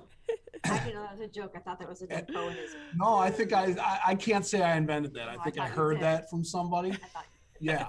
But I would take credit, but that's just not how I roll. It's not mine, but I still like it. But I think now it's if your headshot was before the pandemic, maybe you need a new one. And on top of that, I think a lot of businesses, when the pandemic hit, some of them found themselves really well positioned because they already had a good online presence and they were able to do business online when people couldn't be face to face. But there were a lot of others that got caught off guard and didn't find themselves in a position to so easily pivot to online operations. And I think one of the things that's going to be left over and will stick from the pandemic is the need for having a solid and sustainable online strategy. And that includes the presentation of it and having an updated headshot and photos either of you, your staff, your location. So we're seeing a big run on people coming in and saying, all right, we need to refresh our website, our web presence. And so that drives a lot of professional headshot business for sure. And with that too, how important, if someone is getting new headshots, it be a reflection of their business and not just that standard gray background behind them, arms crossed, looking serious. Right. That's one of the things that when we photograph someone for their headshots, I want to know as the photographer what that person that's in front of my camera does. What's their job? What do they want to convey with the headshots? Because like you said, it's not always, the arms crossed on the gray background. You want something that's going to give off that feeling when someone looks at it of this person is an expert, this person's approachable, this person's likable, this person knows what they're doing. So all of those things go into creating that persona through the headshot. You know, we just did one that was outside, and she wanted a natural environmental setting. So we were able to do that, and she was very happy with the results, and it looked great. Right. Like if your business, if your business is based on your persona of being tough, you don't want to be like, you don't want to be like smiley, happy guy. If you're like, a prosecutor or something like that, it just depends on the type of business you're in. You want it to match. Mm-hmm. And so with that too, if I can ask the both of you, because I was having this conversation with some of my friends a few days ago. Your social media is your branding, and it doesn't matter what industry or who you are, but that really is a reflection into who you are. So how important is it for people to be aware of what they're posting on their personal social media as well as any professional social media? Well, I think, and now we're dovetailing into my digital marketing. But yeah, absolutely. I think people need to, if you're a business owner, if you're a small business owner in the community, you have to kind of be aware of, it's a very obviously polarized times that we're living in, and you want to be aware of the types of things that you post, and you don't want to trigger people and get into fights online. And you also want to try to keep, an image that kind of matches depending on who, I don't know, what am I trying to say here? I guess it depends on what kind of social presence you have personally online. And if you're somebody who posts a lot and gets involved in a lot of conversations, you want to protect your image a little bit personally if you're known as a business leader and an entrepreneur and a business owner in the community. You don't want to do something that will reflect badly on your business, whether it's image and how you look or what you put out there and the content that you put out, because you really should, I'm biased, but you really should be putting out content for your business as well. And if you're a small business owner and you're a customer facing type person, you're part of that brand. So you need to be aware of that on the professional side and the business side. And that a lot of that does come back to image, and bringing it all back, it comes back to, the image that you have associated with your business and how professional you look, or just how good you look. I mean, I don't want to say, when you say professional, sometimes you convey the image of being buttoned up and kind of conservative looking and professional, but professional can just be, looking good in the realm of whatever your business is. So, if you're an actor or a musician or an artist of some sort, you don't have to have a suit and tie on, but you still want to look good. I think it's all about the personality, the quote unquote personality shot. You want your personality to come through in your professional headshot photo that you use for your social media. Yeah, thanks, Allie. I think I rambled a little. No, but that is good, because with that, how do you have your personality come through? Because if one thing we've heard so much throughout the pandemic for businesses trying to survive is be authentic. So how do you be authentic and have it come through in an image? That is incumbent upon the photographer and the relationship that photographer has with the subject. So once the subject is comfortable in front of the camera, that's when you're going to get the authenticity. So, frequently when I'm photographing someone, it's a pretty uncomfortable situation to have this huge camera pointed at your face and stand there and assume that you're going to look authentic. So frequently what I will do is I will compose the shot, I will move away from behind the camera, and I'm talking right to the person. And it's not this big lens in front of their face. It's actually me talking to the subject, the model, and that's where it's going to come through. So it's breaking down the walls and having that comfort level. And, usually for our photo sessions, we usually have a conversation ahead of time so that the first time they're coming in to have their photos taken, it's not the first time they're meeting me. So there's some sort of relationship already. Rapport relationship. Yes. Thank you. Well, and you know what? It's there's not always as much time to get into that comfort level with professional headshots because they're pretty quick. It's a relatively simple photo shoot. if you will, because, we book about an hour of time for a professional headshot, and the photos take place in about 10 minutes of that. And then you're done. And the rest of it is Allie sitting with the client at her computer, going through and doing a slight retouch. And we just hope that as we set it up and the conversation that we have with folks, we do find out more about their business and try to build a little of that rapport. With high school seniors, it's a little more detailed because those sessions are a few hours long, and we always bring in the high school senior with a parent ahead of time for a separate meeting, so we can actually get to know them and find out their personality, because it's a much more involved photo session and we want their true personality to come out. So are more people booking photo sessions outside right now because of COVID, or are they comfortable coming back into the studio? I'd say it hasn't really changed. I don't think it's that changed. much. Yeah. I mean, we still get a little of both. And frankly, except for that first 3-month major lockdown that we had last year in 2020, when things started to open back up, people started coming back to the studio, indoors and outdoors, because we would stay masked. It's our own studio. There's nobody else really in here. The client wears a mask to the mall. This is how it used to be. And when they got here into the studio, they would take their mask off for the photos, and then maybe they'd put them back on. We'd stay masked. It didn't really deter too many people from coming to take their photos indoors, and outdoors has really almost been unaffected because it's outdoors. So how has technology changed your industry? Because now pretty much anyone can get Photoshop, and you can, we do know that cell phones are taking a lot better pictures, but they still are not the same on the level as a DSLR. But how's it changed? Has it made it more competitive? I think it's made it yes and no. Yes, and that anybody can easily pick up an inexpensive DSLR at Costco, wherever, and set up an Instagram page, and boom, they're a photographer. The cell phone cameras, like you said, are increasingly, they're getting better and better and better, but there's still that need for, the professional photograph.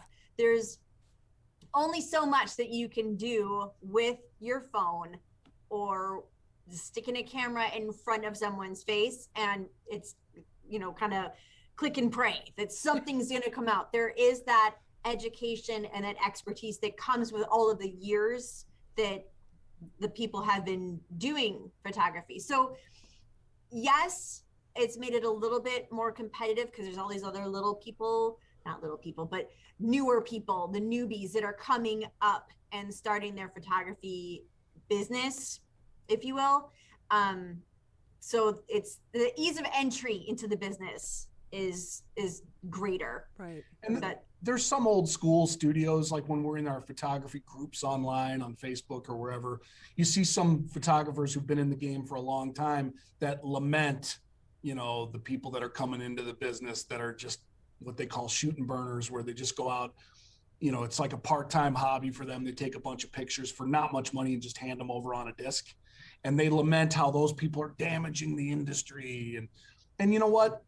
We've always said that we don't really view them necessarily as our competition any more than Prime 29 views a Ponderosa as competition, kind of thing. Like, there's room for lower end fast food and as well as fine dining. I mean, I ate Taco Bell last week. I'm not above Taco Bell. I wouldn't eat there for a special occasion.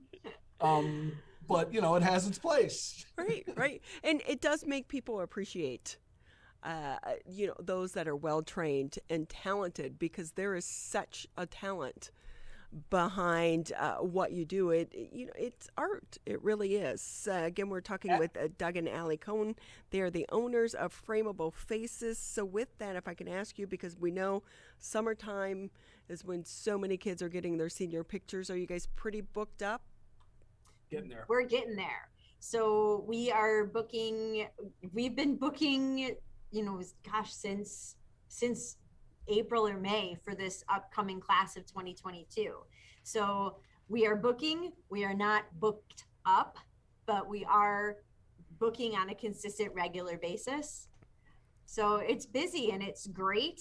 And seniors, I think, are our favorite segment, niche, if you will, to photograph. It's just a very fun time. And it's just nice to get that, again, that sense of normalcy back to these kids who have had so much taken away because of the pandemic. So it's good to have everything back, and I'm looking forward to the senior season. Yeah, for sure. We love seniors. Oh, well, it's been so fun talking with the both of you, and continued success. You know what? These stories are the ones that we need to hear, the ones that show that, you know, some businesses not only survived COVID-19 and the crisis, but are also thriving coming out of it. And you two are examples of that. So we always appreciate your time.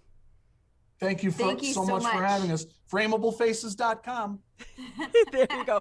Located right here in Orchard Mall. With that, we'll take a quick break here on the Megacast. When we come back, we'll be joined with Senator Debbie Stabenow. That's next here on the Megacast. Motorcyclists are hard to see. To keep everyone safer, it's important to always look for them and know where most crashes occur. 84% of motorcycle and vehicle crashes happen on streets, not highways. And most crashes with motorcyclists occur when vehicle drivers are turning left. So before turning, especially to the left, make sure you look for motorcyclists. Then look again. It could save a life.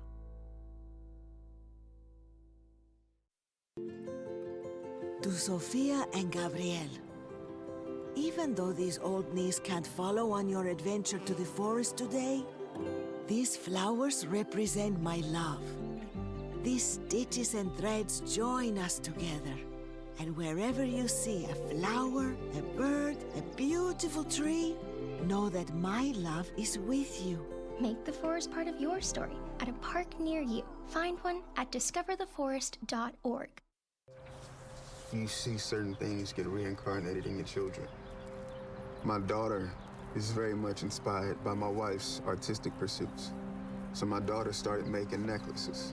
She makes what we call affirmation fashion. I tell her every day that your black is beautiful. Your black is beautiful. Your black is beautiful. And if there's anything better than being beautiful, it's being smart. And if there's anything better than being smart, it's being kind. And reaffirming that every day is our method of making sure her chin never drops. My dad wasn't around, and I remember riding a bike and falling off and cutting myself, and me never just wanting to get back on it. People ask, how your children learn how to ride a bike, and you didn't. I didn't teach them. I just created an environment where they taught themselves, and all I had to do was be there.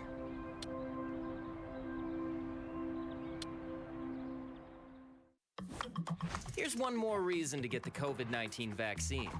It's your shot to win. Anyone 18 years or older in Michigan vaccinated between December 1st, 2020 and July 30th, 2021 is now eligible to win millions in cash prizes, including $1 million jackpots and $50,000 daily prizes. And vaccinated students could win thousands in college scholarships. For eligibility details and to enter, go to mishottowin.com. Can I ask you a question? Why did you get your kids vaccinated? It was hard for them to social distance, to be isolated from their friends. I want them to get back to school and sports games. So as a pediatrician, I recommend the vaccine to everyone I know. The boys lost a former teammate and classmate who was only 20 years old. It's been a devastating year. We want to get back to normalcy.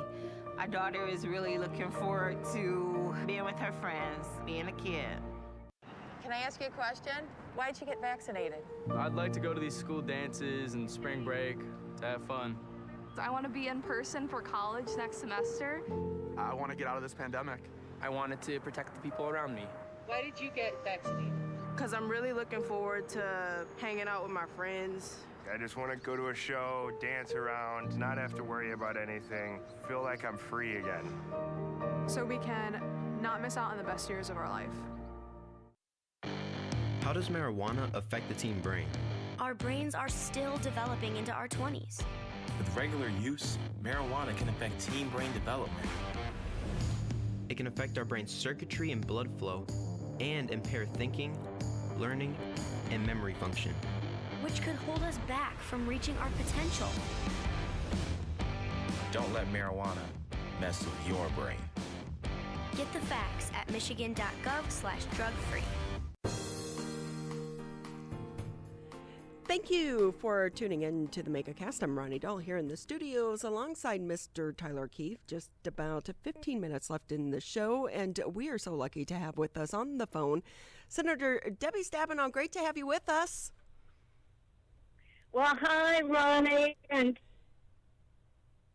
good to be. So with that, Senator, I know we only have a few minutes with you today. Before we jump into the child tax credit, I have to ask you, how was Traverse City? Well, it was beautiful, a pure Michigan day, and certainly having the President of the United States there was just terrific. I mean, people in northern Michigan were thrilled. You know, it's not very often that we have a President of the United States in northern Michigan. So I think he's the first president to go to the beginning of the Cherry Festival since Gerald Ford. So it's been a while. And he loved it, and visited a farm, King Orchards, and of course their family was thrilled as well. And we do know that it's been a tough time over the past year for so many of the farmers, including the cherry farmers, but things look like they're on a rebound. How many cherries did you eat while you were up there? Oh, my gosh. I love the sweet cherries, you know, a lot. Let's put it this way, as many as I could. They were wonderful, and President Biden loved them as well. And, of course, we were bragging on the fact that 70% of all of the U.S. tart cherries are grown in northern Michigan, as well as sweet cherries. So they've survived. You know, the weather's not been great by any means this year. Of course, it's getting harder and harder for farmers as well as everybody else with the volatility in the weather. But, you know, they're coming through it. They're leaders. They're really the best at what they do, and we had a chance to showcase it along with a lot of views of the Great Lakes. So I welcome the president to heaven, because it was just an incredible day. Well, I'm sure he appreciated having you along for you to play host, because we know that you know Michigan so well. And with that, Senator, I know that you're now here in the Southfield area, or locally here. You were meeting with Representative Lawrence to talk about the child tax credit. Can you break this down for us? Yes, absolutely. This is a really, really important change that is going to begin to help families in Michigan starting next week.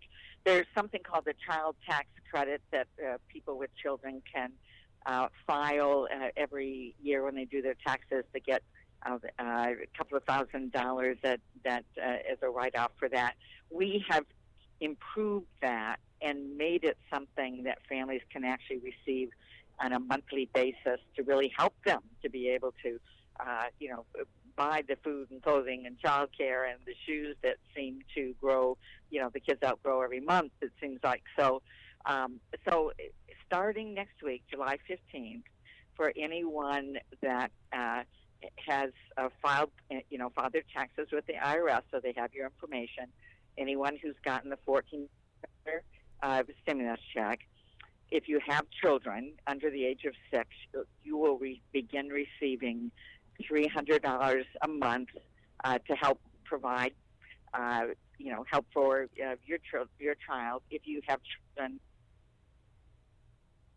years old, you will receive $250 per child. So starting July 15th, people will begin to get this tax cut, but it will be spread out over the rest of the year.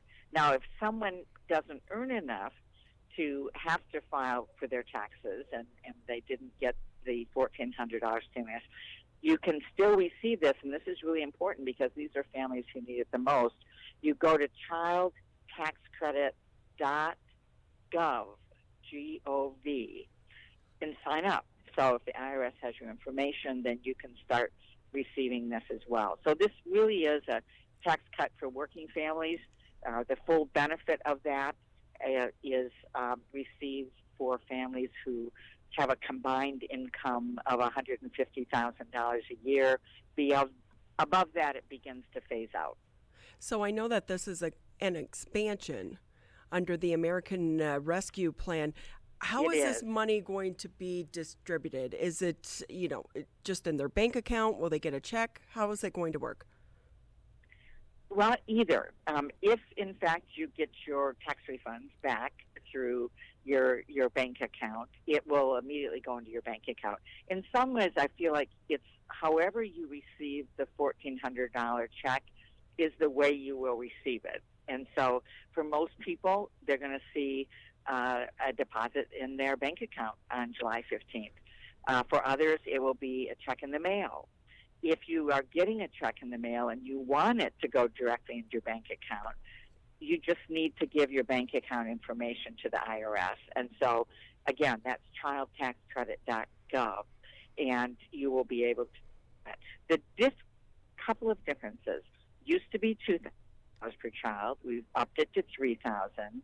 Secondly, it didn't used to cover 17-year-olds. Now it does.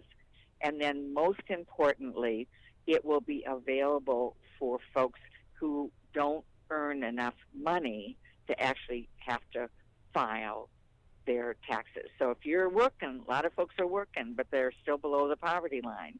If you're making $15,000 a year or $20,000 a year, and you don't have to file because you're not making above the poverty line, probably having extra help to support your being able to take care of your children is even more meaningful. And so for the first time, the child tax credit will be available to everyone. Senator Debbie Stabenow with us here on the Megacast. I know that you're tight on time. I will say, hey, can you add my dog into that? We just paid for her surgery. Oh, well, yeah, sure. There you go. Well, how, is your dog older than 6 or younger than 6? Right. Yeah. Well, I hope it's not serious. I love dogs. No, she's just getting spayed. But I will say, for all of us pet parents out there, we're like, hey, wait, what about us? We want a tax credit. Right. Right. Exactly. So, well, this is really important. This is going to actually cover 92% of the children in Michigan, and the estimates are that it will lift close to half the children in poverty out of poverty this year, which is extraordinary. I mean, a tax cut that actually is focused on working families. I think that's so important. So if I can ask you, because I know you're on the Budget and Finance Committee as well, where does this money come from? Who pays for it? Well, it's like any other tax cut, right? This is, in this particular case, I mean, back in 2017, there was a huge, almost $2 trillion tax cut that was passed in 2017, very much geared to wealthiest Americans. And this time around in the American Rescue Plan, we said, hey, we want to make sure majority of American families, those working really, really hard, have an opportunity to get help as well. So it is like everything else. There are revenues raised through different ways, or other kinds of programs are cut in order to pay for this. This was something that was included in a broad package and involved what we call pay-fors by cutting other areas. So to make sure and really refocus on folks that are working hard and not getting the benefits of the tax cuts that have been passed in the past years. Senator Debbie Stabenow with us here on the Megacast. I know that you have to run, but anything maybe that you want to share before we say goodbye? Well, I just think this is wonderful news on the child tax cut. A new tax cut for work. I also hope that folks are staying safe and getting vaccinated so we can fully get our lives back. And it's step by step. Things are getting better here with businesses opening and our that we can get back to, right? We want to be building for a better. Knock on wood. Hopefully that's happening. Knock on wood. And Senator, if I can say, your aviators are much cooler than the president's. He needs to update his. Oh, thank you. I'm glad you. For anyone who follows her on Twitter. I was razzing him about his aviators. Yeah, I was razzing him about his aviators. Yeah, Well, it's been a pleasure talking to you. We always appreciate your time. Absolutely. Have a wonderful day. You too. Again, U.S. Senator Debbie Stabenow with us here on the Megacast. She had a press conference a little bit earlier with Representative Brenda Lawrence talking about the expanded child tax credit that is going to be happening. Again, that takes place starting on the 15th of this month. A little bit of confusion for some people as to how it's going to work. But if you need more information, just go to childtaxcredit.gov.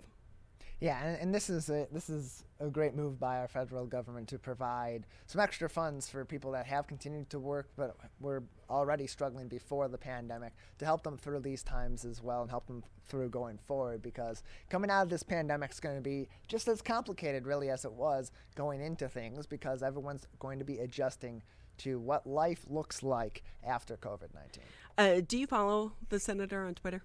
I do follow on Twitter. So she, anyone out there, what I was referring to is she posted a picture on her Twitter page of her and the president, a selfie. They took a selfie together, and they both had on their aviator sunglasses, but you can see the presidential seal behind them. And I'm wondering, is that in the car? Like, you know, what'd they do? Like, do they attach it to the rental car? I mean, I'm sure Secret Service didn't drive the car here.